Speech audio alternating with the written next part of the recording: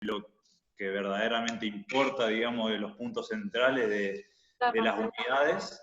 Y si hay preguntas, que las hagan por el chat, o si quieren, o si tienen vergüenza, hacérmela más tarde, tampoco tengo ningún problema. Yo voy a dejarle a Dana mi correo, pueden mandarle a mi correo personal o al estudio, no hay ningún problema y yo se la respondo. Lo mismo va a ser con el tema PowerPoint y con el tema resúmenes, si es que quieren. Se lo voy a mandar a Dana para que ella se lo envíe a todos los que quieran. Voy a compartir pantalla. No puedo, parece. A ver. Ahí le habilito, doctor, creo que está... Dale, perfecto, Dana, gracias.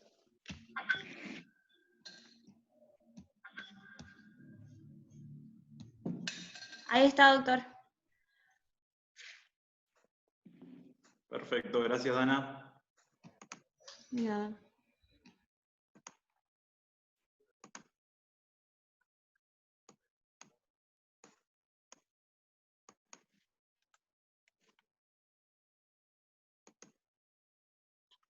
Bueno, con respecto a la materia, chicos, como verán, es una materia nueva, del plan nuevo. Entonces, es distinta a derecho constitucional. Lo que tienen que saber ustedes es que derecho constitucional es una cosa y teoría y derechos constitucionales es otra. Lo que pasó fue que el programa se actualizó y ya no seguimos el libro de Midón de derecho constitucional o manual, si se quiere. Ahora nos basamos en el libro del doctor Aquino Britos, que es el titular de esta cátedra, cátedra B, y en la Constitución. Todo está en la Constitución, y yo le voy a dar básicamente de manera introductoria qué es lo que difiere con la materia de derecho constitucional. Básicamente en esta parte, en lo que es teoría, vamos a dar solamente los artículos, desde el artículo 1 hasta el artículo 43. Esa parte es denominada la parte dogmática de la Constitución, básicamente, que son las declaraciones, derechos y garantías. Eso es la clave de esta materia, ¿me entienden? El programa está dividido, yo por razones de tiempo voy a hacer mucho más hincapié, obviamente, en la primera parte, porque es, como verán, cada clase que yo doy, por ejemplo, la doy en 1 hora y media y a veces que no suelo terminar una unidad. Ahora, por razones de tiempo, obviamente no vamos a dar todo, sino que mi idea es darle un pantallazo general de todo, decirle qué son los temas importantes, cuál es la jurisprudencia importante. La mayoría de ustedes son de primer año, así que es la primera vez que se chocan con jurisprudencia, es la primera vez que ven casos, digamos, porque antes de esto dieron historia constitucional, antes de esto vieron economía, antes de esto dieron introducción al derecho, cuestiones que no dan ninguna jurisprudencia. Entonces, esta va a ser la primera vez que vean un caso, que vean los considerandos de un caso. Así que bueno, la primera unidad, digamos, trata sobre Estado y Constitución.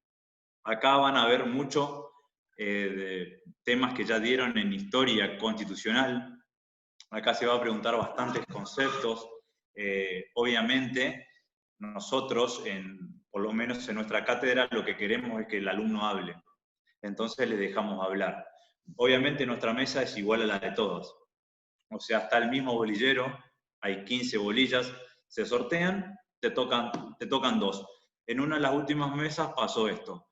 Le tocó la unidad primera, que es muy fácil, es básicamente conceptos, y le tocó la unidad número 4, que es sobre la supremacía de la Constitución.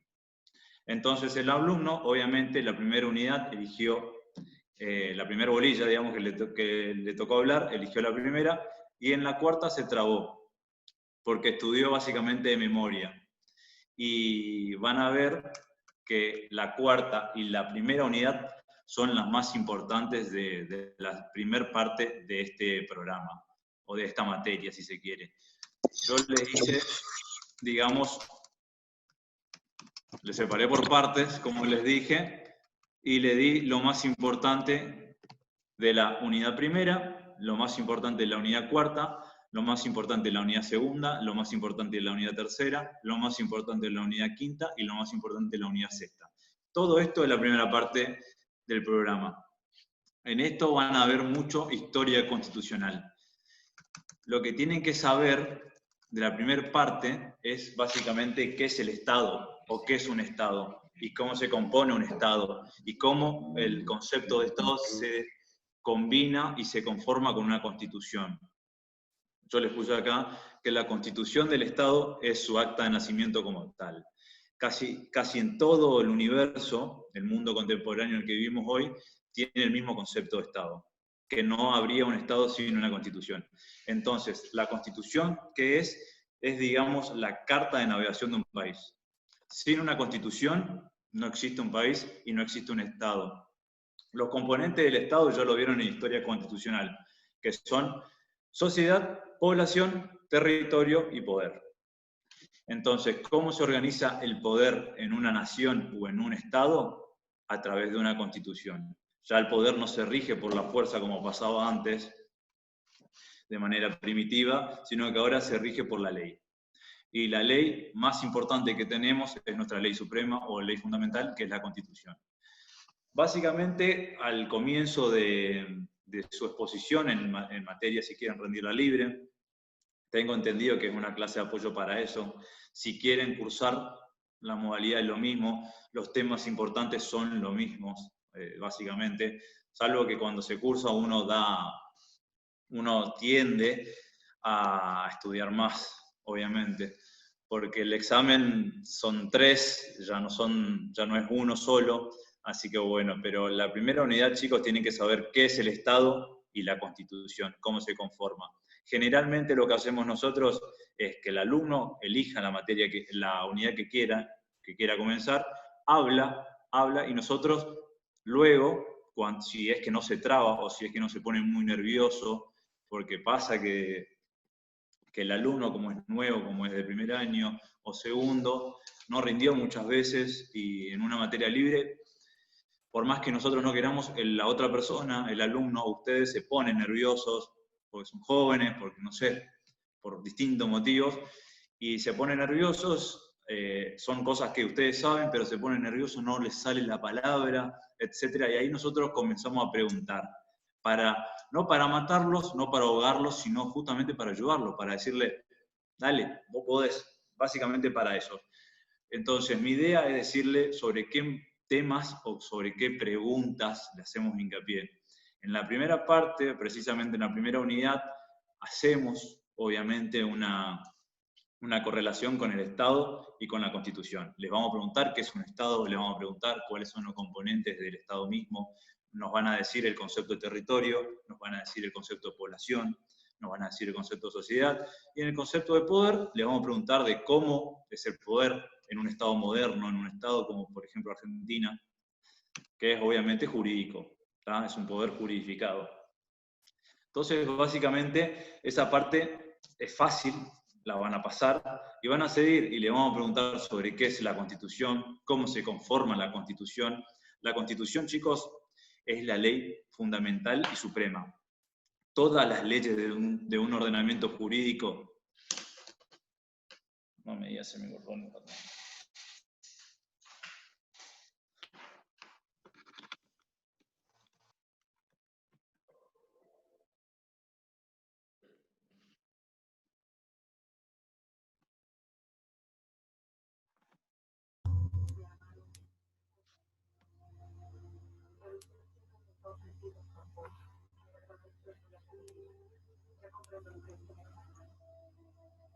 Profe, le quería preguntar algo. Hola, Dana, ¿me escuchás? Porque se me fue. Sí, doctor, se le escucha. Perfecto, gracias. No sé por qué se me fue. Profesor. Profesor, ¿Sí? una pregunta.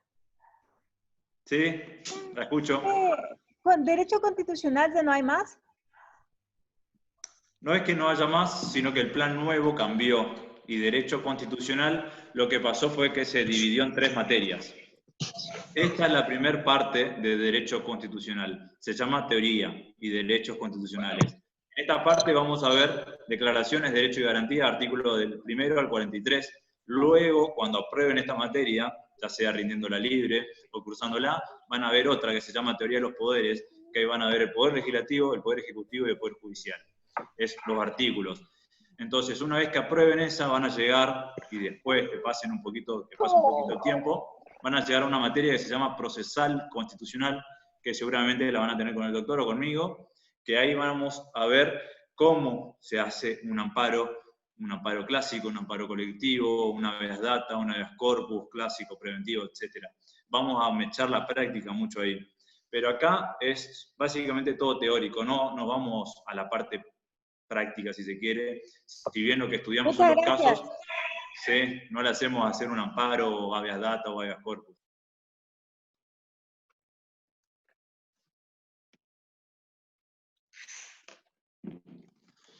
Con respecto a lo que es ya avanzado la unidad, la primera unidad, vemos los conceptos de lo que es el derecho constitucional.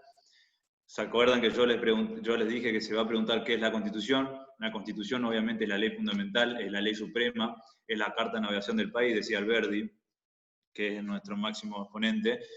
Entonces tienen que hacer hincapié en los conceptos, chicos. No pueden no saber, digamos, que el derecho constitucional es de la rama pública, si se quiere. Acuérdense, rama pública y rama privada. Esto pertenece a la rama pública, pero en el final de la unidad primera se habla de una constitucionalización del derecho. Quiere decir que la parte constitucional va tocando, si bien la parte pública, la parte privada también. Hoy en día no podemos firmar un contrato y desconocer la Constitución. De eso es la constitucionalización del ordenamiento jurídico que habla el doctor en su libro. Con respecto al, siguiendo el programa, la parte más importante que tiene relación con todo y que tienen que saber es, primero, obviamente los conceptos de la Constitución y derecho constitucional, pero el constitucionalismo es la parte más importante, que es el proceso político, jurídico, por el cual tuvo como objeto el dictado de una Constitución. Acuérdense que estamos hablando de un proceso político-jurídico bastante anacrónico, bastante viejo. Esto surge en la Revolución Inglesa, en la Revolución Norteamericana y en la Revolución Francesa. Estos son los antecedentes que pregunta el doctor. Y esto es en su parte clásica. Luego, en su parte social, se trata la Constitución de México y se trata la Constitución de Weimar, 1917 y 1919. Pero la Revolución Norteamericana, la Revolución Francesa y la Revolución Inglesa son bastante más viejas. Son de 1787, 1789 y 1668, prácticamente. Entonces estamos hablando de mucho tiempo atrás. Son el dictado de las primeras constituciones en los estados modernos. Nosotros nos basamos básicamente en la Revolución Norteamericana. Básicamente nuestra Constitución es copiada, si se quiere, de la Constitución de Estados Unidos de Norteamérica.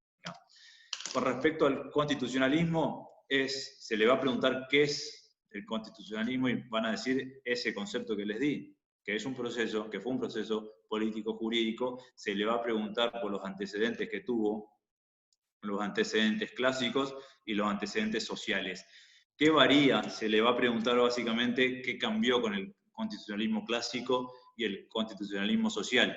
El constitucionalismo clásico viene a reparar lo que los errores que estaba teniendo el ser humano en ese entonces. Acuérdense que estábamos en un estado monárquico y que el monarca o el rey tenía derechos sobre todos los súbditos, y todo aquel que no pertenecía a la iglesia o al poder era un súbdito, un esclavo del monarca. Entonces se vulneraban todos los derechos de primera generación. Entonces, ¿qué pasó?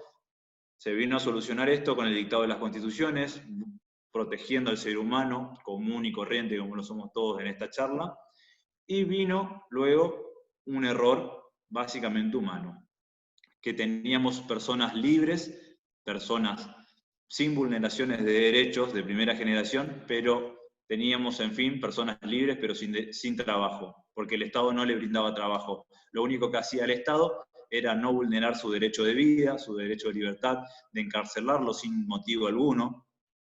Entonces vino a aparecer lo que es el constitucionalismo social 1917-1919, con las constituciones de México y de Weimar, donde vinieron a tratar los derechos sociales, los derechos de los trabajadores, de que un Estado, de que una persona no puede trabajar, por ejemplo, 16 horas, de que las mujeres embarazadas no pueden trabajar 9 horas en la noche. Eso vino a reparar el constitucionalismo social. Y acá vino a aparecer la segunda generación de derechos. Y luego viene la tercera generación de derechos. Y esto es algo que se va a preguntar y que siempre preguntamos y que está por lo menos en casi todas las unidades, las generaciones de derechos. Generaciones de derechos tenemos la primera, que son los derechos civiles y políticos. Tenemos la segunda generación de derechos, que son los derechos sociales y de los trabajadores, básicamente. Y la tercera generación de derechos, que son los colectivos. ¿Cuáles son los derechos colectivos? El medio ambiente, la defensa del consumidor. Son derechos que vino en nuestra Constitución a través de la reforma del 94 y que antes no estaban incluidos en nuestra Constitución. Aunque sí se lo podría haber incluido a través del artículo 33, que son los derechos no enumerados.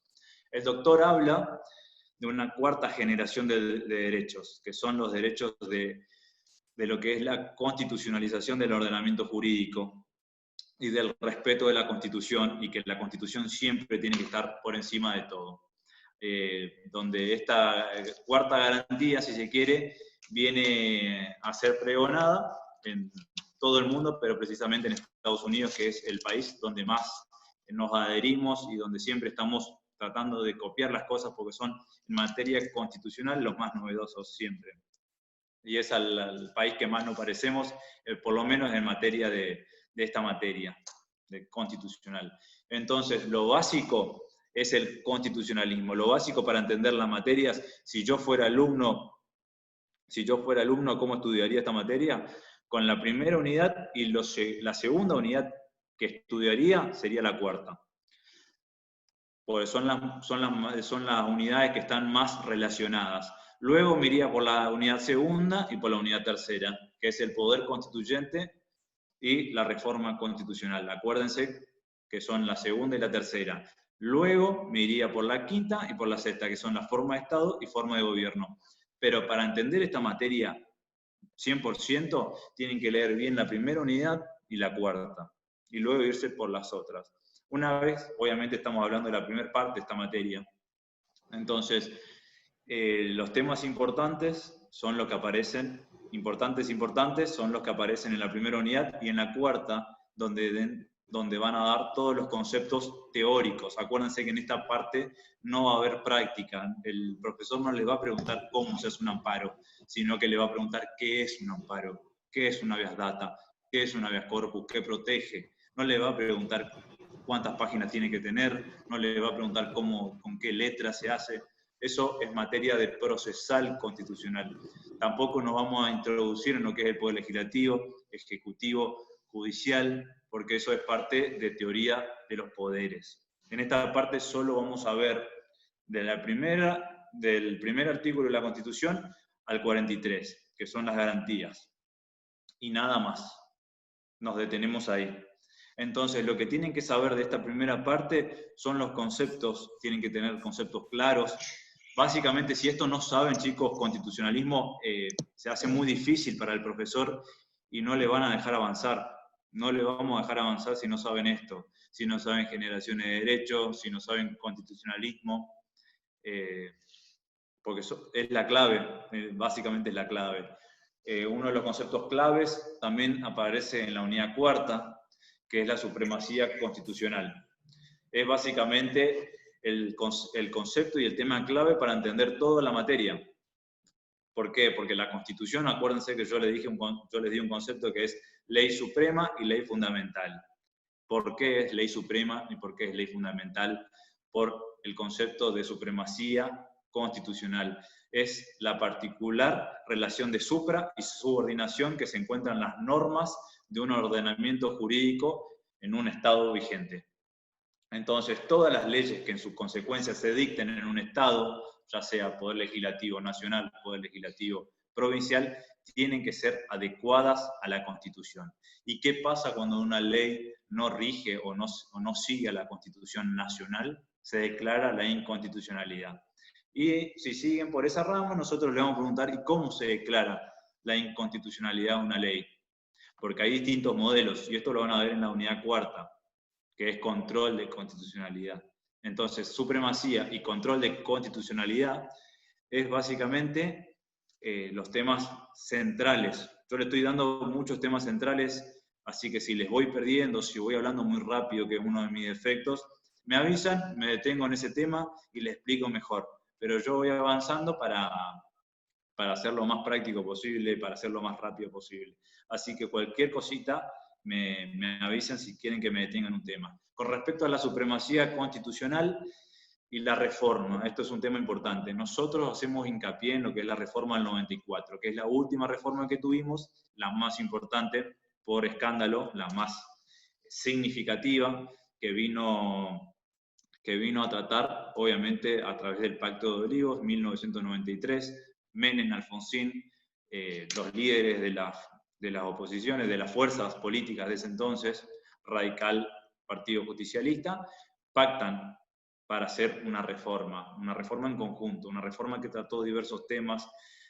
Alfonsín fue para los que no saben, esto es muy subjetivo, para mí fue el mejor presidente con Ilia, pero en materia de constitucional, él fue profesor, escribió libros, y fue él el que tuvo la idea de introducir el tema de derechos humanos, que en la reforma del 94 fue sin duda lo mejor, donde nos abrimos al mundo, donde tenemos una constitución y también tenemos tratados internacionales a través del 75, inciso 22 y 24, que vienen si se quiere, a darle un escudo a nuestra constitución.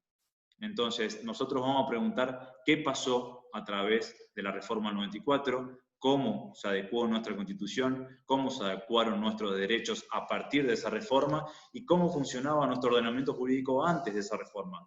Porque antes de esa reforma era todo un tema que ahora, con la reforma del 94, obviamente esos temas se disiparon, no hay ningún tipo de dudas, pero antes era todo, como ya le dije, todo un tema. Era bastante complicado para el jurista, para el profesor, para el abogado, saber qué derechos se aplican en la Constitución y qué derechos no, porque había una pugna doctrinaria, una pelea doctrinaria entre dos temas, monismo y dualismo, que es un tema bastante importante. Con respecto a los artículos que tienen que saber de esta parte, son el 31, el 27 y el 75, inciso 22, que viene con nuestra reforma del 94. Acuérdense que la reforma del 94 lo que vino a hacer fue a dar un orden de prelación y que no haya más peleas doctrinarias con respecto a esto. Vino a decir, bueno, la Constitución está en la primer cúspide, en el primer bloque, y no hay posibilidad de que una ley contradiga la Constitución.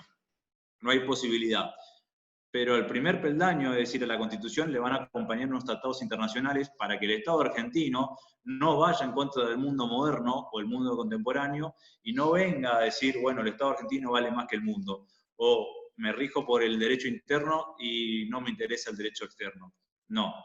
Está la Constitución y están los tratados internacionales de derechos humanos, que están en el 75, inciso 22. Luego, en el segundo bloque, en el segundo peldaño, van a encontrar los derechos internacionales no jerarquizados, es decir, son los derechos de comercio con los países limítrofes, digamos. Dando un ejemplo futbolero, la verdad que si hay algún alumno, un ex alumno acá en este curso me va a entender porque siempre doy el mismo ejemplo futbolero. Los derechos o los tratados del 75 inciso 22 son la Champions League y los 75 inciso 22, los tratados del 75 inciso 22 son la Sudamericana. Existe esa diferencia, ¿me entienden? Entonces, lo que van a estar con la Constitución en el primer peldaño o en el primer bloque son los del 75 inciso 22, que en su momento fueron 11, pero luego se aprobaron distintos tratados. Hoy son 14. Entonces, ese bloque y ese orden de prelación es lo que básicamente queremos que sepan en la primera unidad y en la segunda unidad. Si entienden bien eso, yo por eso le dije que yo si estudiaría de nuevo, obviamente sabiendo esto, estudiaría primero la primera unidad, obviamente, y luego la cuarta. Yo, mi consejo es, y les recomiendo que traten de leer del libro del doctor. Ustedes tienen la facilidad que no... Yo, por ejemplo, rendí Derecho Constitucional y no tenía un libro en el cual basarme, en el cual el programa siga ese libro textualmente. Yo tenía que buscar un tema de Linares Quintana, de otro tema de Vidal Campos, otro tema de Midón, y así iba libro por libro, viendo este tema está acá y otro así buscando. Hoy ustedes tienen un manual que si viene bastante gordito, tienen todo, tienen el programa ahí. Entonces, tienen su libro que sigue su programa. Entonces, básicamente no se pueden perder. Yo le estoy dando los temas justamente importantes para que vayan haciendo hincapié, porque si le erran en esto, se hace muy complicado dejarles a seguir en el examen. Esta es la pirámide de prelación que yo les decía, la Constitución Nacional más 14 tratados internacionales, luego los tratados internacionales sin jerarquía, y luego en el tercer peldaño las leyes nacionales. Antes del 94, lo que pasó fue que no se sabía si las leyes nacionales iban en el segundo bloque, si no se sabían si los tratados internacionales tenían la misma jerarquía que las leyes, no se sabía bien, porque no estaba bien, digamos, legislado y rectificado esto, sino que había posiciones doctrinarias, es decir, los juristas, los profesores, pongámosle Midón, pongámosle Vidal Campos, los mejores en la materia, Aquino Britos, decían una cosa, otra posición decía, Vanossi decía otra cosa totalmente complementaria y distinta, y así había una pelea doctrinaria y no había un sustento. Hasta que en el 92 pasa, debe ser la jurisprudencia más relevante en esta materia, la más relevante en derechos humanos, que es el Medijan Sofovich. Que a partir de ese caso se dijo básicamente la Corte Suprema, bueno muchachos, dejémonos de joder con esta pelea del monismo y dualismo, somos un país básicamente monista, donde el ordenamiento jurídico es uno solo y se conforma con la fuente interna y la fuente externa. Entonces, si tenemos un derecho en el Pacto San José de Costa Rica, artículo 13, ese derecho le pertenece al ciudadano, porque Argentina firmó el Tratado del Pacto San José de Costa Rica el 12 de noviembre de 1984, por ende ese derecho le pertenece al ciudadano de ese país. Básicamente, con ese caso, que lo van a ver en la cuarta unidad, se terminó el problema que había entre monistas y dualistas. ¿Qué pasaba? El dualista decía, no, hay una fuente interna que es la Constitución y que es la ley nacional. Y hay otro derecho externo que son los derechos internacionales de los otros países. Y el derecho nacional vale mucho más que el derecho externo. Entonces yo me puedo regir por mi ley nacional o por mi Constitución nacional o provincial, la que fuere, para incumplir tratados internacionales y vulnerarlos, sin ningún motivo. Eso era lo que decía el dualista. Decía que había dos. Entonces, dualista significa justamente dualista, dos. Que había un dúo, que había una fuente interna y externa. En cambio, el monista dice, no, mono, hay uno solo. Y se conforman por las dos fuentes, interna y externa. Y gracias a Dios... Sí. Una consulta. Sí. Tratados internacionales sin jerarquía, ¿cuál sería, por ejemplo, un ejemplo? El Pacto San José de Costa Rica, la Convención Americana de Derechos Humanos, el Pacto de lo que están en el 75 y 122. Son esos. ¿Y con jerarquía constitucional? Esos son con jerarquía. Sin jerarquía constitucional son los tratados que no tratan derechos humanos, son los tratados que tratan derecho de comercio, básicamente. Los que están en el 75 y 124. Lo que es Mercosur, digamos. Eso. Está. Gracias, profe. De nada. Entonces, chicos, esto tienen que saber muy bien la orden de prelación y la pirámide, obviamente, de prelación. Esto de cómo se fue desarrollando, les puse acá un poquito más extenso para que vayan viendo. Tienen que saber bien la diferencia entre lo que preguntó la señorita recién, entre tratados constitucionalizados de derechos humanos y los no constitucionalizados, los que no son de derechos humanos, los que son generalmente acuerdos de integración o básicamente de comercio. Entonces, quedó como está acá. Este es el orden de prelación actualmente y que desde el 94 rige. Obviamente, ni bien salió la sanción de la Constitución en el 94, muchos juristas, muchos abogados tuvieron problemas para entender, porque pasamos de un estado completamente a otro. ¿Tá? Fue algo bastante complicado que lo supimos superar, digamos. Les puse acá la primera parte, unidad primera y cuarta. Yo les puse así para que les sea más fácil a ustedes. Ahora, ustedes pueden estudiar como quieran. Si quieren estudiar desde la unidad 11, que es el derecho a la igualdad, artículo 16, métanle pata mientras lean. Pero yo les doy así para que se les haga más fácil. Y es como, ya les dije, estudiaría yo. Se va a preguntar en teoría constitucional cuál es el objeto, cuál es el concepto de constitución. Vamos a preguntar sobre fuentes, cuáles son las fuentes normativas y cuáles son las fuentes no normativas. Se habla con respecto a la fuente, lo que tienen que saber, que la fuente de las fuentes es la Constitución, es la primera fuente. ¿Por qué? Porque es la ley suprema, es fundamental. Y como ya le dije anteriormente, todo el ordenamiento jurídico sigue a la Constitución. El día de mañana ustedes van a ser abogados, van a ser jueces, van a ser fiscales.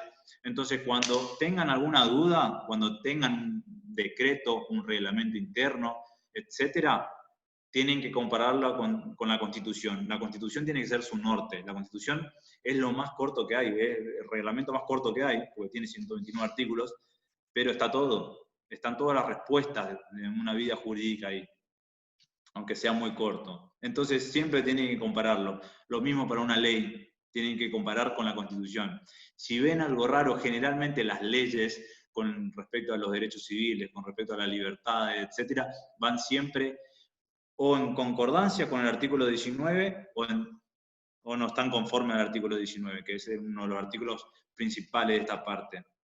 Entonces, cuando vaya en contra de este artículo, o de cualquiera, el artículo 14 también es muy común que sea, o el 17, con respecto a la expropiación que está muy de moda, o el 19, el 18, se dicta la inconstitucionalidad. Se va a preguntar quién es el encargado de dictar la inconstitucionalidad. Es, obviamente, el Poder Judicial. Nosotros, como ya les dije, siempre seguimos al sistema americano, siempre seguimos a Norteamérica, siempre seguimos a Estados Unidos.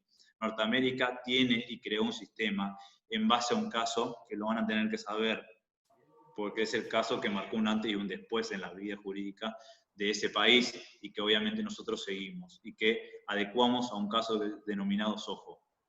El caso a seguir se llama Marbury versus Madison, de 1803. Obviamente es de la SCOTUS, es de la Suprema Corte de Estados Unidos, que declaró, y con este caso nació el concepto que dimos anteriormente, que es supremacía constitucional. No me voy a detener en el caso, porque no es largo, el caso en síntesis tiene 4 hojas en el libro, pero tiene mucha materia política, y es lo que le hace bastante largo, y tiene muchos nombres y muchos actores. Por eso van a ver que a los 50 años pasó en el Estado argentino el mismo caso, el caso Soho, ¿tá? Que es de un humorista que presenta, digamos, una caricatura a la Cámara de Diputados y lo arrestan. Lo mandan a arrestar porque a los diputados no les gustó la caricatura que hizo Eduardo Soho y lo detuvieron por eso. Eduardo Soho presenta un habeas corpus directo a la Corte Suprema. Y ahí le dijo, señor Soho, usted tiene razón, no puede estar detenido porque no tiene una orden de detención. La verdad, su orden de detención es ilegítima si lo hubiere, pero no puede presentar un habeas corpus directamente ante la Corte Suprema, tiene que cumplir etapa y tiene que cumplir procedimiento. Es básicamente sobre la competencia de la Corte Suprema. Acuérdense que la Corte Suprema es la cabeza del Poder Judicial y es el encargado último de resolver sobre la supremacía constitucional. Acuérdense, lo que se va a preguntar en supremacía constitucional y en control de constitucionalidad es lo que le estoy diciendo, quién es el encargado de ejercer, si el poder legislativo, si el poder ejecutivo o si el poder judicial. Y lo más probable es que la primera vez que lean se confundan con un poco de esto porque ustedes, como son estudiantes todavía, no tienen práctica o nunca fueron a tribunal, no vieron un expediente, nunca hicieron una demanda, y son todas cosas prácticas que el día de mañana la van a resolver sin problemas. Pero me pasó a mí, cuando estaba en primer año, hay cosas que no sabía, hay cosas que leía, y uno, como lee para probar, y a veces no para estudiar, sino que se quiere sacar de encima una materia, lee rápido y hay cosas que le quedan básicamente sin resolver. Son cuestiones que hacen al examen porque sin esto no van a poder avanzar. Se les va a preguntar entonces sobre el control de constitucionalidad, van a decir que es el encargado del Poder Judicial, que es de manera difusa, es decir, cualquier juez puede resolver la inconstitucionalidad o no de una ley. Puede ser de oficio o puede ser a pedido de parte. De oficio puede ser, hay un caso muy conocido de una profesora nuestra, de Rita Milde Pereira, en el 2001, que se resolvió que el control de constitucionalidad puede ser de oficio. Entonces, puede ser de oficio o puede ser a pedido de parte, pero siempre el Poder Judicial es el encargado de resolver esto. Siempre es el juez ante un problema de un vecino, porque el juez competente va a ser el de la misma ciudad donde se plantea el caso. Es decir, en Corrientes, por ejemplo, si hay un problema de inconstitucionalidad con una ley provincial, no lo va a resolver un juez de Chubut, no lo va a resolver un juez de Tierra del Fuego, no lo va a resolver un juez de Berlín o de Lisboa, lo va a resolver alguno de los 13 jueces que tenemos en materia civil, alguno de los 6 jueces que tenemos en materia penal, etc. Entonces, se va a mezclar acá con territorio, con competencia, que no es lo que quiero que sepan acá, sino de cómo se ejerce el control de constitucionalidad, que siempre es el Poder Judicial, y siempre es de manera difusa. Van a ver, y se le va a preguntar qué es concentrado y qué es difuso. Concentrado, cuando vayan a un país de Europa, Alemania, España, Italia, van a ver que hay un Tribunal Supremo que es el encargado de resolver estas cuestiones. Que los otros jueces solamente tienen que resolver conflictos, pero cuando haya un conflicto sobre una ley con la Constitución y se tiene que resolver sobre el control de constitucionalidad, ahí pasa al Tribunal Supremo. Es decir, hay un órgano concentrado a solo este fin. No es el de resolver el conflicto, sino de resolver sobre la constitucionalidad de la ley. Solamente para ese fin. Entonces, generalmente en Alemania son varios jueces encargados, por ejemplo, en materia penal son 5 miembros, en materia administrativa son 7, en materia comercial, en materia civil son distintos miembros. Entonces, es algo muy común en Europa porque se sigue el modelo de Kelsen de que un órgano concentrado, el Poder Judicial concentrado, sea el encargado. En cambio, nosotros es difuso, cualquier juez, cualquiera, pero tiene que ser juez, no tiene que ser secretario, no tiene que ser prosecretario, no tiene que ser un abogado tampoco, si bien lo puede plantear, pero no puede resolver. Yo lo puedo plantear, cuantas veces quiera la inconstitucionalidad de la ley 23.737, que dice en el artículo 6º que será penado aquella persona que tuviere para su consumo personal un cigarrillo de marihuana, pongámosle. Esto va en contra del artículo 19. Las acciones privadas que en ningún modo ofendan a la persona serán solamente reservadas a Dios y están exentas de la autoridad de los magistrados. Entonces, mi cliente que lo agarraron con un cigarrillo de marihuana, pongámosle, yo planteo la inconstitucionalidad, pero el que tiene que resolver eso siempre es el juez, no el abogado, no el secretario, no el prosecretario, solamente el juez de la causa. Básicamente, lo más importante con respecto a las reformas, va a ser la reforma 94. Se dice un concepto básicamente fácil y sencillo, que es un presidencialismo atenuado, donde Alfonsín, digamos que previno, digamos que Alfonsín fue un pensador y fue esas personas que ven un poquito más allá, que están un poquito más adelantados, como Vélez Sarsfield en su momento, que ven un poquito más allá, y dijo, este muchacho se puede mandar cagada, así que vamos a, por Menem estoy hablando, vamos a hacer algo para controlarlo. Y se creó órganos extrapoderes, Ministerio Público Fiscal, se creó el Consejo de la Magistratura, se creó el Jurado de Enjuiciamiento, se le quitó poder, es decir, en vez de 6 años van a ser 4. También Menem introdujo sus reformas, obviamente, y sus postulados para dicha reforma, pero lo más importante de la reforma del 94 es sobre derechos humanos y obviamente sobre el presidencialismo atenuado. Con respecto a la segunda parte de la primera unidad, de la primera parte, yo estudiaría así. La unidad segunda con la unidad tercera. Lo que tienen que saber, lo importante acá, es el artículo 30.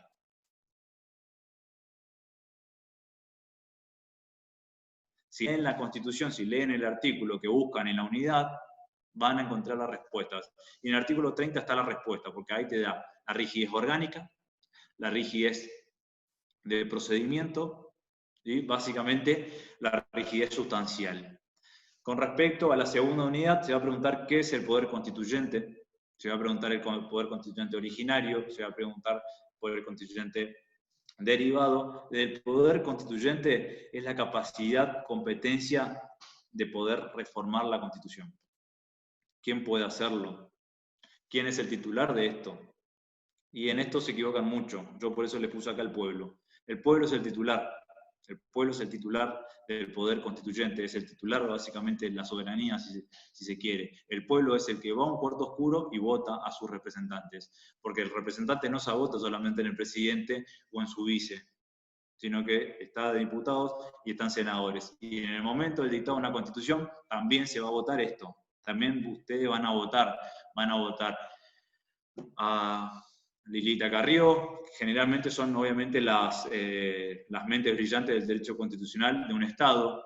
Obviamente cuando se forma este bloque se consulta y se nombra consultores externos de otros países, generalmente de Estados Unidos y generalmente de España, que son los que nos ayudaron básicamente en la Constitución del 94, que fue la última y la más importante. Profesor, disculpe. Sí. Sí, ¿qué tal? Buenas noches, Gastón López. Acá tengo que rendir Derecho Constitucional, Plan Viejo, y le quería consultar lo siguiente. Tengo serias dudas respecto a los contenidos pétreos y las cláusulas pétreas. Sí, generalmente siempre existe esa duda porque hay veces que no se explican muy bien qué es una y qué es otra y se mezclan los conceptos. Nosotros generalmente en mi curso hago hincapié en la pregunta en qué se diferencia y si en un estado, por ejemplo el argentino, tiene cláusulas pétreas o no. Eso va a depender, obviamente, la Constitución de qué se trate. Si nos vamos a la nuestra, artículo 30, vamos a ver que no existen cláusulas pétreas. No existen. Existen contenidos pétreos. ¿Qué es una cláusula? Una cláusula es una prohibición. Pero, ¿qué dice nuestro artículo 30? Nuestro artículo 30 nos dice, se puede reformar en todo o en cualquiera de sus partes. Y generalmente, si un profesor los quiere cagar, en el día de mañana de Derecho Constitucional, no voy a ser yo, les va a preguntar si existió alguna vez alguna cláusula pétrea en la vida o en la historia del Derecho Constitucional argentino. Y sí, en el 53 hubo una cláusula pétrea, que era la prohibición de la reforma constitucional por el término de 10 años. Acuérdense que nuestra primera constitución es de 1853. Nosotros hicimos la reforma no en 1863, como decía esta cláusula, sino en 1860. Entonces, la primera cláusula, como buen argentino que somos, la incumplimos. Entonces, por eso el constituyente dijo, bueno, esto no van a aprender más, vamos a sacarle nomás las cláusulas pétreas y vamos a poner contenidos pétreos. Y ahí se pregunta, ¿qué son los contenidos pétreos? Los contenidos pétreos son básicamente contenidos que no deben reformarse. Y si se reforman, en el caso de que se reformen, no se puede cambiar su contenido o reducir su contenido. Es decir, en un concepto básicamente tradicional que sigue el doctor Aquino Britos con respecto a un autor que se llama Luigi Ferrajoli, que digamos es el Messi del derecho constitucional. Este autor dice, existen contenidos pétreos en toda la Constitución y que es la prohibición de reformar para menos. La prohibición de reducir los derechos de una persona no se puede reformar, no se puede legislar para menos. Siempre tiene que reformarse, pero sin cambiar el contenido, dando más derechos. Esto pasa mucho con las garantías. Pongamos el ejemplo básico, es el artículo 18. El ejemplo básico, digamos, de lo que es un contenido pétreo, lo van a encontrar en el artículo primero, lo van a encontrar en el artículo segundo, donde el artículo primero nos dice la forma de Estado y la forma de gobierno. Hoy en día, si queremos reformar la Constitución, podemos reformarla en todo lo que queramos. Lo que no podemos hacer es pasar de un Estado federal a un Estado unitario. Eso es el contenido pétreo.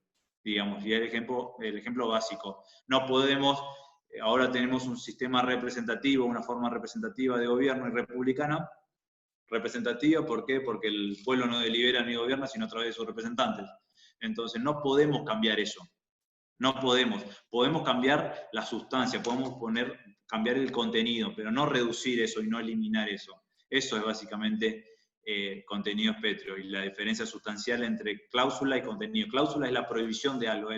Por ejemplo, artículo 31, si diría la prohibición de reformar la Constitución Nacional por el término de 250 años, o por el término de 25 años, o por el término de 15. Cosa que no tenemos. Nuestra Constitución se puede reformar en todo o en cualquiera de sus partes. Los contenidos pétreos, los ejemplos son los que los di, el artículo primero y el artículo segundo. Y siguiendo a Luigi Ferrajoli y al doctor Aquino Britos, la Constitución no se puede reformar y legislar para menos, no se puede reformar y dar menos derechos de lo que ya tiene. Disculpen si hablé muy rápido, si no entendió muy bien, le vuelvo a explicar, pero los ejemplos básicos que está en Midón, usted me dijo que está estudiando Derecho Constitucional y no teoría, el ejemplo básico que está en Midón es el artículo primero y el artículo segundo, que es sobre la confesionalidad. Quedó en claro, profesor. Ahora me quedó más claro. Muchísimas gracias. De nada, Daniel. Con respecto al poder constituyente y al poder constituido, con respecto a esto es algo bastante sencillo, que hay veces que en los libros, y yo tengo hermanas que rindieron esta materia y le metieron de la guía de estudio, así que en la guía de estudio tampoco está muy claro, tampoco está bien. Hay algunos apuntes que están totalmente mal hechos también.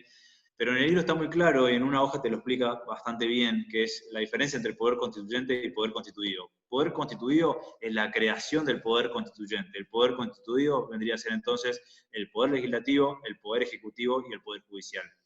Es la creación del poder constituyente. Entonces, el poder constituyente es lo que vimos anteriormente, es la competencia o capacidad para reformar o para dar una constitución a un Estado. Entonces, ahí se va a dividir en dos conceptos. El originario es la primera vez o es la creación de una constitución. En nuestro Estado argentino es de 1853. Pero en cambio, tuvimos diferentes reformas. Si bien la más significativa fue la del 94, por escándalo, por afano, tuvimos otras reformas, si bien no tan significativas, pero reformas, en fin. Y eso es poder constituyente derivado. Poder constituido, ¿en qué se relaciona? En que es justamente la creación del poder constituyente, y a través del poder constituido es de que se reforma una constitución, el poder legislativo, que es justamente un poder constituido. Para entender bien esto, yo le estoy hablando mucho y capaz se pierdan. Si leen el artículo 30 detenidamente, a conciencia, lo van a entender muy claro, porque ahí está la rigidez orgánica. Rigidez orgánica, ¿qué significa la rigidez orgánica? Que no cualquier órgano puede hacerlo. No puede el Poder Ejecutivo, porque es oficialista ahora, decir, bueno, vamos a cambiar la Constitución a mi antojo. Esto no puede ser, va en contra de la Constitución. El Poder Judicial no puede decir, no, vamos a hacer una reforma de la Constitución porque quiero que el control de constitucionalidad sea del Poder Legislativo y no del Judicial. Me están dando toda la tarea a mí, quiero hacer una reforma. No se puede. No se puede. Básicamente es un tema... Una pregunta. Sí. En base a los límites que tiene el poder constituido, ¿ese es originario, no tiene límites, sería? El poder constituyente originario, en principio no tiene límites. En principio no tiene límites, salvo los pactos que se hayan firmado y fijado anteriormente, el pacto, pongámosle, de San Lorenzo, el pacto federal, etc. Pero en principio no tiene límites, porque es justamente originario, y es donde se va a formar una forma de Estado, donde se va a formar una forma de gobierno, y etc. Nosotros, obviamente, quisimos hacer una constitución unitaria y no funcionó.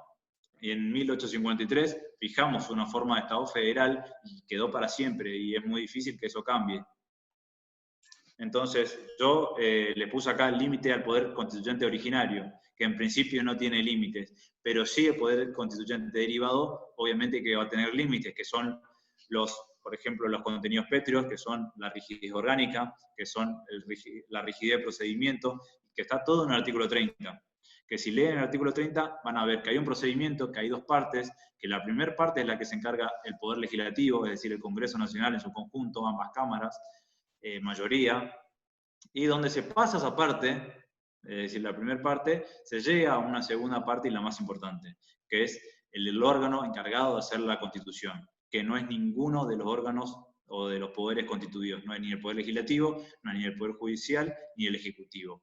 Es un órgano extrapoder creado solamente para este fin, para reformar una Constitución. Y obviamente lo ideal sería que no haya políticos y que haya especialistas, consultores, etcétera, todo obviamente de materia constitucional. Si hoy en día hay que reformar la Constitución, se tienen que convocar investigadores de las ciencias penales, investigadores de las ciencias civiles, derechos públicos, derechos privados, consultores externos, Alemania, Italia, etcétera. Es, digamos, como se reforma una Constitución moderna. Obviamente siempre respetando la Constitución Nacional, siempre. Entonces, le puse acá como último tema la unidad segunda, de lo más importante, si es una reforma total o parcial. Ya les dije que puede ser una reforma total. Es por eso que no hay cláusulas pétreas. Y es por eso que la mayoría de la doctrina, Aquino Brito, si rinden acá, Midón, Vidar Campos decían, no hay cláusulas pétreas, hay contenidos pétreos. Buenas tardes, profesor. Buenas ¿Le puedo tardes. hacer una consultita? Sí, pues. Sí. Con respecto cuando exponemos sobre los estudios de Sieyès del tercer estado, ¿qué es básicamente lo que quieren escuchar o lo que más le interesa que sepamos sobre eso? Usted me está preguntando sobre lo que puso acá de Sieyès, del tercer estado. Sí. Perfecto. Con respecto a eso, Manuel Sieyès hizo un estudio, digamos, de qué es el tercer estado. Porque en ese entonces, acuérdense que esto fue antes del constitucionalismo que hablamos anteriormente, que era el clásico, y de la Revolución Francesa. Entonces, sí. Manuel Sieyès fue uno de los pensadores de esta revolución y de este proceso. Que él decía, solamente tienen poderes y solamente tienen derechos los que obviamente están en el gobierno y los que están en la iglesia o en la religión, que eran el clero, la nobleza. Pero no el tercer estado, que era el 95% de Francia. Y el tercer estado lo vendrían a ocupar los abogados, los simples comerciantes, las personas normales, las personas comunes. Los que pagan impuestos. Los que pagaban impuestos, claro, los que hacían funcionar el país. Entonces, a todo esto se le dejaba fuera de la concentración del poder. No tenían prácticamente ni voz ni voto, no cortaban el queso ni el salame. Entonces, lo único que hacía era, si era como vivíamos en un estado monárquico en ese entonces, el rey básicamente vulneraba los derechos de estas personas del tercer estado a su antojo.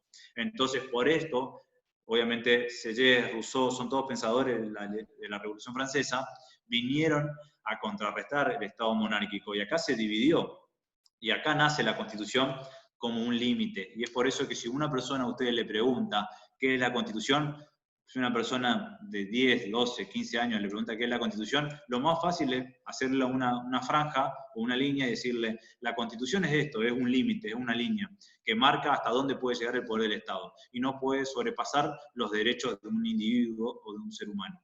Básicamente, el estudio de Sieyès marca eso y fue el creador de lo que es el tercer Estado, y que a partir de ahí todas las revoluciones lo copiaron y todas las constituciones lo copiaron, y no puede ser que unos tengan derechos y otros no, y que se vulneren los derechos justamente de la mayoría, que era el 95% de la población francesa. Con respecto a la unidad segunda y a la unidad tercera, tienen temas muy similares, tienen temas muy parecidos, hablan mucho de las cláusulas y contenidos pétreos. Muchos se equivocan ahí, muchos le dicen al doctor porque están nerviosos, porque sinceramente yo estuve ahí, yo estuve como ustedes, porque fui estudiante, sigo siendo estudiante básicamente, y te pones nervioso, quieras o no, lo sepas o no el tema, hay veces que te pones nervioso, tabatatás, y decís cualquier cosa, lo que se te venga a la cabeza, y te preguntas si existe cláusula o contenido pétreo y terminás diciendo cualquier cosa. Cláusulas pétreas no existen. No existen cláusulas pétreas, existen contenidos. Se va a preguntar otra vez sobre la rigidez orgánica. ¿Quién es el órgano encargado de hacerlo? Acuérdense que el Poder Legislativo funciona en la primera parte, pero en la segunda parte, que es la más importante, funciona la Convención Constituyente, que son los investigadores, que son los abogados, que son algunos jueces, especialistas en materia constitucional, que ayudan a la sanción de una constitución en un Estado. ¿Entienden? Entonces, en la Convención Constituyente no tiene nada que ver el Poder Constituido. No son los del Poder Ejecutivo, no son los del Poder Legislativo, ni son los del Poder Judicial. No funciona como una bandera política y decir, yo soy radical, quiero esto, yo soy peronista, quiero esto, yo soy cualquier cosa, quiero esto. No, funciona para toda la vida una Constitución, porque se hace una reforma justamente para que dure toda una vida, y una Constitución se mide por lo que dura en el tiempo. Imagínense lo bueno que fue nuestra Constitución de 1853, que sigue estando totalmente vigente, que es puramente de Alberdi. La reforma del 94 es la más importante, por escándalo. Así que lo que queremos que sepan, básicamente, son... yo igualmente les voy a pasar las unidades. Yo traté de hacer esto, haciendo lo más sintético posible, lo más rápido, lo más concreto, pero obviamente si necesitan y quieren las unidades de todas, los PowerPoint de todas las unidades, yo se lo mando a Dana, o si me quieren hablar al mail, se lo mando ahí, como ustedes quieran. Lo más fácil me parece pasarle a Dana todos los PowerPoint y que ella se los suba a alguna plataforma o algo, pero como ustedes quieran, yo estoy a su entera disposición. Con respecto a la última parte de la primera unidad de la materia, quedan la unidad quinta y la unidad sexta, que son formas de Estado y formas de gobierno. La mayoría se equivoca y mezcla el concepto de forma de Estado y forma de gobierno. Forma de Estado es una cosa, forma de gobierno es otra. Forma de gobierno no es federal, eso es forma de Estado, de cómo se relaciona el poder con el territorio, de cómo se ejerce el poder en un territorio. ¿Me entienden? Entonces, el poder en un territorio, en nuestro país, se ejerce de manera federal. No es unitario como Uruguay, no es confederal, pero sí es federal. Eso va a estar en el artículo 1 y en el artículo 5 y en el artículo 6, en el artículo 123, en el artículo 124, pero lo más importante es el artículo 1 y el 5. Acá nos da un Estado federal 100%, donde las provincias son autónomas, pero delegan poder y delegan soberanía en el Estado nacional. Es decir, que el Estado provincial, pongámosle Corrientes, puede dictar su constitución, punto. Puede elegir sus autoridades, punto. Puede administrar su justicia, punto. Pero ¿qué pasa cuando no cumple? Cuando no cumple con su constitución, cuando no cumple con su administración de justicia, cuando encuentran corrupción en la justicia provincial, cosa que pasó, se manda a intervenir la provincia. Y puede ser a pedido de parte, es decir, el gobierno provincial, a través del Poder Legislativo, dice, no, queremos que haya una intervención porque hay uno de los órganos del Estado que no está funcionando correctamente. Pongámosle en el caso de la pandemia, que es algo que nos está influyendo a todos, digamos, a todos los ciudadanos del país, porque el resto del mundo ya está más o menos normal, salvo nosotros. Entonces, nosotros podemos pedir una intervención porque el Poder Judicial de Resistencia no está funcionando, cosa que pasaba hasta hace 2 semanas. El Poder Judicial de Resistencia Federal no está funcionando, pedimos una intervención porque uno de los órganos del Estado no está funcionando. Entonces, se interviene uno de los componentes o uno de los órganos de ese Estado, ya sea provincial, obviamente va a ser ya sea provincial, o ya sea que esa provincia lo pida, o ya sea que el gobierno nacional, de oficio, si se quiere, sin pedido de intervención, lo haga. La forma de Estado van a ser esas 3 que le puse ahí, unitario, federal, confederal. Se va a preguntar cuál es la forma de Estado argentina. Obviamente es la federal. El artículo 5 nos da la autonomía provincial, que son algunos de los aspectos que les mencioné. El dictado de la Constitución, la elección de las autoridades, la administración de justicia, etc. Entonces, la contracara de todo esto es la intervención federal, que es cuando la provincia no cumple con todo esto. Es cuando la provincia se bandea, si se quiere, en forma vulgar, y no cumple con alguno de los requisitos que da el artículo 5. ¿tá? Acá empieza a jugar su papel la intervención federal. Luego tenemos lo que es el reparto de competencias. Al momento del dictado de la Constitución se dijo, bueno, ustedes van a delegar poder en el gobierno federal, pero el gobierno federal le va a dejar elegir su Constitución, le va a dejar elegir su administración de justicia, le va a dejar elegir sus autoridades. ¿tá? Eso es lo que se programó. Entonces, con respecto al reparto de competencias, la regla del índice se encuentra en el artículo 121 de la Constitución Nacional. Luego vamos a entrar a lo que es una regionalización, que se encuentra en el artículo 124, lo que es la creación de nuevas provincias, lo que es el artículo 13, y el régimen municipal, 123. El régimen municipal es algo bastante que tienen que tener en cuenta, porque es algo de la reforma del 94, donde se le dio un ente, donde se le dio, digamos, más derecho a un municipio, y no que funcione como algo subordinado a la provincia, sino que pueda tener su propia, si se quiere, dependencia, autonomía. Con respecto a las formas de gobierno, se va a preguntar, obviamente, ¿qué es un concepto de forma de gobierno? Se va a preguntar cuál es la diferencia entre forma de Estado y forma de gobierno, y ahí es donde se mezclan mucho. Acuérdense que forma de gobierno nosotros tenemos republicano y representativo. No van a tener que decir los caracteres de cada una. Republicano, representativo. Representativo está en dos artículos, si se quiere, pero en uno solo está muy bien explicado, que es el artículo 22. El pueblo no delibera ni gobierna, sino a través de sus representantes. Artículo 22 de la Constitución Nacional. Entonces, el pueblo es el que elige. Entonces, esa persona, ya sea diputado, ya sea senador, ya sea presidente o vicepresidente, trabaja para nosotros. Eso es lo que quiere decir. Eso es lo que hablábamos de la titularidad del pueblo. Republicano son varios caracteres que están en el libro y que van a estar en el PowerPoint. No les puse acá, obviamente, por obvias razones, para no hacerlo tan largo y no hacer un PowerPoint de 1000 hojas, pero básicamente lo más importante es la división de poderes, que haya un poder ejecutivo, que haya un poder judicial, que haya un poder legislativo, que esos poderes estén bien diferenciados y que no haya un poder con todos los poderes y que sea un pulpo con tentáculos que haga de todo, que el Poder Ejecutivo reforme la Constitución, que el Poder Ejecutivo se meta en la justicia, que a veces pasa en países que están muy cerca, Venezuela pasa.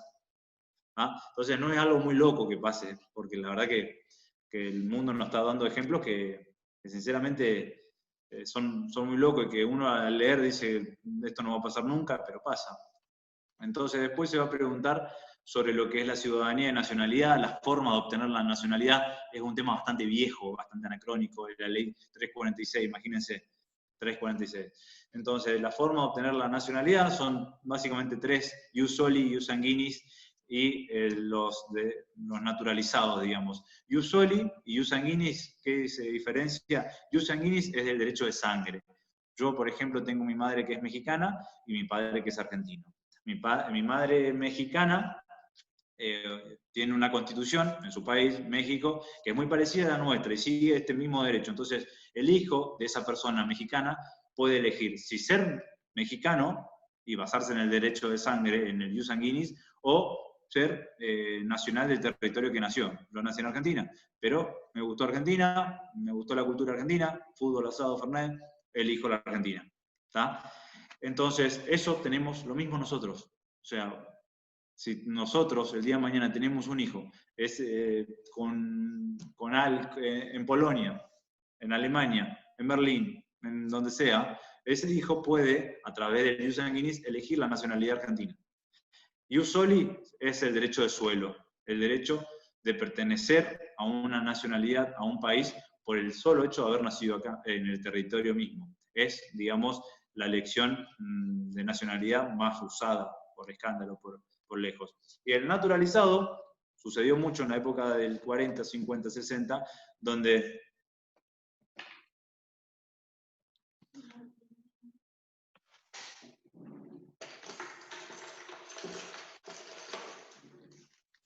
disculpen, lo que es la naturalización, el derecho a elegir su nacionalidad por naturalización, se eligió mediante las ganas de pertenecer a un estado determinado. El italiano, el norteamericano, el japonés el chino, que quería pertenecer al suelo argentino, quería trabajar en el suelo argentino, quería pagar impuestos en el suelo argentino, que en ese entonces no eran muchos, ahora se fueron un poquito a la vez, pero en ese entonces tenían ganas de residir en un país, porque era un país progresista que siempre iba para adelante, que tenía una buena educación. Entonces se iban ante un juez federal y le decían básicamente que al juez federal que querían trabajar, que querían poner una empresa, que quería formar a su hijo en esta República Argentina, y el juez autorizaba en 48 horas básicamente un trámite muy sencillo que le decía, a partir de ahora, básicamente esos argentinos se les daba una carta de nacionalidad y se acabó el trámite. Luego pasamos a lo que es territorio concepto, volvemos al tema de la primera unidad, que es territorio, que es la superficie por el cual se rigen las relaciones contractuales y obviamente legales de todas las personas que habitan en ese territorio. ¿Cuáles son los límites y dónde se fijan los límites? Esto es un tema que se vuelve a tocar en la unidad quinta, ¿tá? Religión y Estado. Acuérdense que los límites del territorio los fija el Congreso Nacional con el Congreso Provincial. Trabajan básicamente, si se quiere, en conjunto. Entonces, la religión y Estado es uno de los temas más importantes. Religión y Estado, que es secular, que es sacral y que es laico. Básicamente se equivocan mucho en confundirse en que somos un Estado laico, que ojalá un día seamos, pero no lo somos. ¿Qué es secular, qué es sacral y laico? Le voy a dar con ejemplos. Un Estado laico es los estados modernos de Europa. Italia, Alemania, España, donde la religión y la persona y el Estado van por caminos totalmente separados. ¿Ah? Van por caminos totalmente separados. No se juntan, no se chocan. Y al Estado no le interesa la religión de determinada persona. Y si quiere creer en los ovnis, cree en los ovnis, no hay ningún problema. Si quiere creer en Dios, crea en Dios. Pero el Estado nunca se va a imponer sobre la voluntad de esta persona. ¿Qué es entonces un Estado laico? Cuando al individuo y al ser humano se le da la plena libertad para elegir su religión, para elegir su mejor plan de vida, el que ella quiera. Y si quiere creer en los ovnis, o Maradona, Dios, etcétera, que crea. No hay ningún problema. El Estado no le va a imponer ninguna multa, nada. ¿Qué es sacral? Totalmente lo contrario al laico. Es cuando el Estado y la religión van de la mano, van haciéndose upa, digamos. Van totalmente en conjunto. Entonces, siempre los caminos de un Estado sacral van a estar juntos. Es, por ejemplo, el Estado de Arabia Saudita, Pakistán, Tayikistán, etcétera, todos estos países del Medio Oriente, donde la gente mata por su religión. Entonces, la religión y el Estado van a estar siempre unidos. Son formas, obviamente, de Estado y religión. Hay algunos estados que lo componen, que lo comparten, y hay otros que no. Nosotros no somos laicos, estamos muy cerca, si se quiere. Obviamente estamos lejísimos de ser un Estado sacral, somos secular. ¿Por qué? Porque el Estado argentino, en su artículo 2, elige la religión católica apostólica romana para apoyar, y utiliza este verbo, apoyar. Pero este verbo apoyar no significa que el Estado argentino, no significa que Alberto Fernández va a hablar por televisión y decirle, para curar el coronavirus vamos a tener que ser todo católico, apostólico, romano, muchachos, para rezar, para que esto se vaya. No, esto no va a pasar nunca.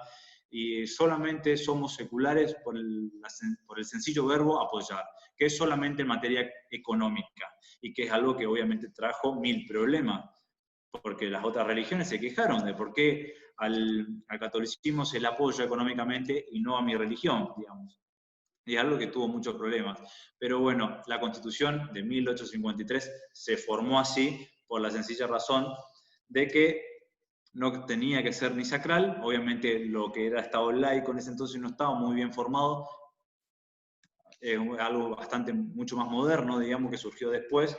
Y lo normal era la secularidad o la confesionalidad. Entonces, el Estado es secular confesional, que apoya, digamos, a una determinada religión. No cualquiera, sino que es la más practicada por mucho. Así que eso es con respecto a la libertad de Estado, con respecto a la religión. Lo que es la libertad de culto y libertad de conciencia es muy parecida es muy parecido. Libertad de culto y libertad de conciencia lo van a encontrar en el artículo 14. La libertad de una persona determinada de practicar cualquier religión. Y esto va a estar conformada con el artículo 19. El artículo 19 es, digamos, está en la unidad octava con respecto al principio de reserva y al poder de policía, que es elegir el plan de vida que uno quiera. Prácticamente eso. Si yo me quiero vestir de rosa y venir al estudio a trabajar de rosa, seguramente mi jefe me va a echar, me va a pegar una patada y voy a tener que irme a otro estudio y vestirme correctamente. Pero si yo lo quiero hacer en mi vida privada, lo puedo hacer tranquilamente. Es algo que uno elige como camino de vida y como elección de vida. Entonces acá se involucra la vida privada de la persona. Libertad de cultos, la libertad de creer en cualquier culto. Yo soy católico, pero podría haber elegido cualquier otro culto para rendirle tributo. Entonces, cuando se afecte la moral o el bienestar de otras personas, ahí sí se tiene que involucrar el Estado. Pero si no se está, digamos, no se está molestando a nadie, no se está molestando al bienestar general ni a otras personas, el Estado no se puede involucrar, no se puede meter con lo que es la libertad de conciencia, lo que es la libertad de pensamiento. Yo puedo pensar cualquier cosa, ¿tá? Pero cuando yo exteriorizo ese pensamiento y molesto a alguien, ahí sí el Estado se puede involucrar, se debe involucrar, no es que se puede, se debe involucrar. Por ejemplo, aquellos ritos satánicos que involucran sacrificar un perro o una vaca. Esas personas obviamente que están muy bien de la cabeza no están, hay que pararle un poquito la mano, decirle, bueno maestro, capaz es hora de internarlo, capaz es hora de mandarlo a un psicólogo, etc. ¿Tá? Eso es libertad de culto y libertad de conciencia, que el Estado no se puede intrometer, no se puede meter en la conciencia de una persona. Los casos que se preguntan en esta parte del programa son dos. Caso Portillo, caso Bahamondes. Son un poco largos estos casos. Caso Portillo es en el caso de una persona que debido a su condición de católico apostólico romano, su quinto mandamiento le decía no matarás. Nosotros estábamos atravesando una etapa donde existía un servicio militar obligatorio y le imponían a Portillo a armarse en armas para defender la patria, para defender la nación, defender el país. Portillo decía, no, yo soy católico, no puedo portar un arma, no puedo matar, pero el Estado argentino le decía, sí, por el artículo 21, como nosotros te damos garantías y derechos, vos tenés obligaciones, porque es una contraprestación. Nosotros te damos derecho y garantía, pero vos tenés que ayudarnos también, Portillo. Y Portillo le decía, no, yo no puedo por mi condición. Entonces, obviamente, se fueron a juicio, primera y segunda instancia. Habían, digamos, diferentes puntos de vista, pero como el Estado argentino no estaba en ningún conflicto armado, no está, en ese entonces, había el servicio militar obligatorio, pero ya no estaba en la guerra de las Malvinas, ya no estaba en un conflicto bélico, se le dijo a Portillo, el Estado argentino, la Constitución argentina, las leyes argentinas te dan derechos, te dan garantías, pero también la Constitución te impone la obligación de servir. Y como la ley te lo está imponiendo, vos tenés que prestar servicios médicos o auxiliares. Entonces Portillo los prestó, ayudó al país, pero de manera, digamos, de auxiliero de médico. Nunca portó un arma, así que terminaron, digamos, en paz. Se le impuso una pena de 1 año para que preste el servicio militar obligatorio. Esto terminó en la Corte Suprema. Básicamente los artículos que tienen que ver acá es el artículo 14, 19 y 21. Caso Bahamondes, parecido, Testigo de Jehová pertenecen a la religión que no pueden recibir transfusiones de sangre, es una ofensa. Es una ofensa y tampoco puede porque ya deja de pertenecer a esta religión. Entonces el hijo, Marcelo Bahamondes, estaba internado, necesitaba una transfusión urgente y no quería, ya dio su orden de no recibir transfusiones de sangre. El médico le decía al padre, su hijo tiene que recibir transfusiones de sangre urgente, porque no va a aguantar, es una operación que necesita sangre, está débil, perdió mucha sangre, necesitamos la transfusión. Por suerte, no necesitó la transfusión, pero se curó. Se curó, no tuvo transfusión de sangre, pero es un caso que la Corte Suprema tuvo y dijo, van a pasar casos así. Entonces, capaz sea una buena oportunidad para resolver algo urgente, para pensar algo, porque el día de mañana van a pasar casos así, de testigos de Jehová, ya sea cualquier otra religión, que no puedan recibir transfusiones de sangre, y que sean de la libertad de conciencia, cada uno. Entonces se decidió que el derecho a la vida es uno de los derechos más importantes, sin lugar a dudas, pero la libertad de conciencia es el más importante, en este caso en particular. Esto es lo que se decidió en Vagamondes. Y se dijo, si él eligió no recibir transfusiones de sangre, y es su libertad de conciencia y lo eligió voluntariamente, no se puede vulnerar. Y si eso importa la muerte de esta persona, que así sea. Eso resolvió la Corte Suprema, obviamente con ya un Vagamondes curado, totalmente en su casa, ya tranquilo. Distinta capaz habría sido la opinión de la Corte si Vagamondes estaba moribundo todavía y a días de morir o a horas de morir. Capaz habría sido distinto, pero es lo que decidió la Corte en ese entonces. Esto es la primera parte, chicos, de lo que es la unidad, de lo que es la materia, de lo que es de la unidad primera a la sexta. Traté de hacer lo más rápido, lo más sencillo para que entiendan, para que tengan una metodología de estudio. La verdad que no vi el chat, me está saltando la ventanita, pero no vi cualquier cosa, cualquier consulta que les pueda disipar en este momento. Soy todo oídos. Si tienen vergüenza, preguntármelo al mail, al Facebook, donde sea, o le preguntan a Dana, que ella me traslada la pregunta a mí, como quieran, no hay ningún problema. Profesor, los últimos Disculpe, dos un aviso. casos. No, pregunta nomás. ¿Sí? Después hablamos. Bueno, los últimos dos casos que dijo, ¿dónde lo podemos encontrar para leer? En el libro están el caso Portillo, en el libro del doctor Aquino Britos, el caso Portillo y el caso Vagamondes. Están en el libro del doctor, están en la unidad sexta, libertad de conciencia. Yo igualmente, lo que le iba a decir a Dana es para organizar, como es muy larga un poco la materia y capaz expliqué de más, si se quiere, para hacer otro día y hacer la otra parte, digamos, porque ahora dimos la unidad primera a la sexta. Como son muchos temas, y como son muchos temas lo importante, y capaz me bandeé un poco y le metí pata, se me fue un poquito el tiempo, así que le iba a decir a Dana para organizar cuando ustedes quieran, otro día, y terminamos, digamos, y damos los otros temas de la unidad sexta para arriba.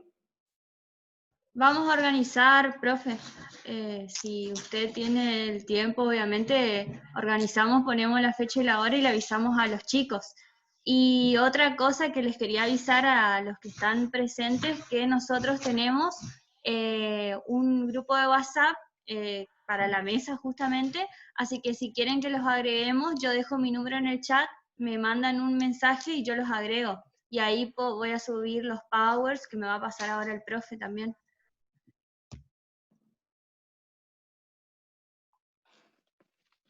Perfecto, Dana. Bueno, si quieren alguna pregunta más, si no, eso es todo. Dana, un placer ayudarlos. La verdad que está muy buena la movida, está muy bueno todo lo que haces, así que a seguir metiéndole pata. Chicos, un consejito, no se pongan, traten de no ponerse tan nerviosos. Los profesores son de carne y hueso, les gusta el asado, les gusta el fútbol como a todas las personas normales. Traten de leer del libro del doctor por la sencilla razón de que hay posturas que él sigue y que estaría bueno que vayan por ahí. Y también está bueno que vayan por el libro del doctor por la sencilla razón de que sigue el programa.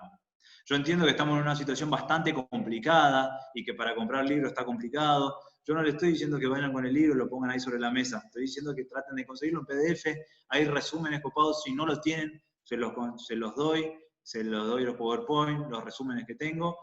Pero bueno, es hora de salir de este aislamiento preventivo que tenemos. Muchas gracias, doctor, por la predisposición y por el tiempo, y bueno, estaremos hablando para coordinar nuevamente la clase que sigue. Y bueno, muchas gracias a todos los chicos que asistieron. Genial, Dana. Adiós, buenas noches para todos. Chau, chau.